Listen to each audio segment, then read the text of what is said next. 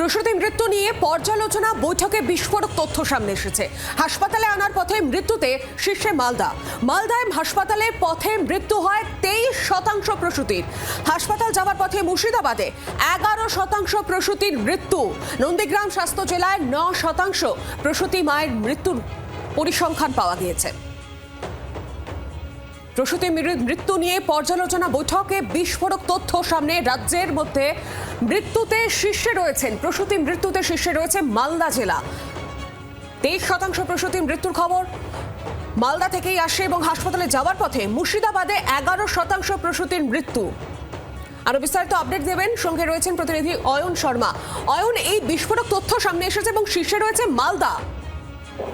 একেবারে দেখো, গতকাল স্বাস্থ্য ভবনের একটা বৈঠক হয়, সেই বৈঠকে 3টি বিষয় উঠে এসেছে, তা কিন্তু রীতিমতো ভয়ঙ্কর। রাজ্যে বিধানসভা ভোটের আগে স্বাস্থ্য ভবনের মাতৃমৃত্যু নিয়ে যে পর্যালোচনা বৈঠক, সেই পর্যালোচনা বৈঠকে দেখা গেছে যে ট্রানজিট ডেটের অর্থ হচ্ছে হাসপাতালে আসার আগে মৃত্যু হয়েছে এমন প্রসূতি মায়েদের সংখ্যা।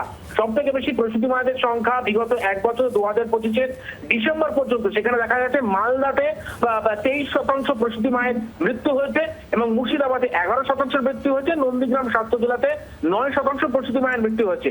দ্বিতীয় বিষয়টা যেখানে বলা হচ্ছে যে অপ্রাপ্তবয়স্ক অর্থাৎ টিনেজ মাদার ডেথ, সেখানে বলা হচ্ছে যে 33.33% বসিরহাট স্বাস্থ্য জেলাতে অপ্রাপ্তবয়স্ক মায়েদের মৃত্যু হয়েছে এবং উত্তর 24 পরগনা জেলা যদি ধরা হয় সেখানে 28.22%।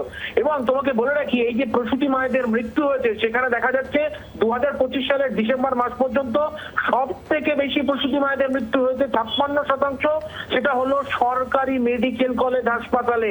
এছাড়াও যদি জেলার হাসপাতাল ধরা হয় সেখানে মৃত্যুর হার প্রায় 31%।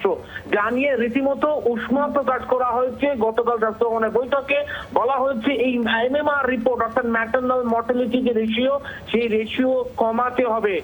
তার জন্য নির্দেশ দেওয়া হচ্ছে প্রত্যেকটি জেলার মুখ্য স্বাস্থ্য আধিকারিকদের এবং প্রসূতি মায়েদের যারা দায়িত্বে রয়েছেন সেই সমস্ত আধিকারিকদের ইতিমধ্যেই নির্দেশ দেওয়া হয়েছে। একেবারে অয়ন, ধন্যবাদ তোমাকে। আপনাদের শোনাবো চিকিৎসকেরা তারা কি বলছেন।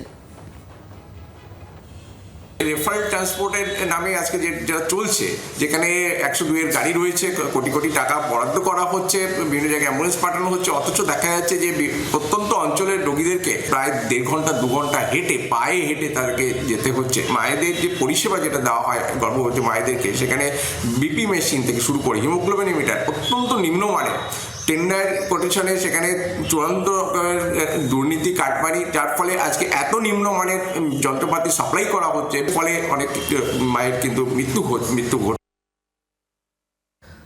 বিস্ফোরক তথ্য সামনে এসেছে প্রসূতি মৃত্যু নিয়ে পর্যালোচনা বৈঠকে। এই তথ্য উঠে আসছে, নিম্নমানের সামগ্রী ব্যবহার করা কমাতে হবে, স্বাস্থ্যকর পরিবেশ তৈরি করতে হবে এবং পরিকাঠামো আরো মজবুত করতে হবে যাতে এই মৃত্যুর হার আরো কমানো যায়। যেহেতু প্রসূতির মৃত্যুর শীর্ষে রয়েছে মালদা জেলা।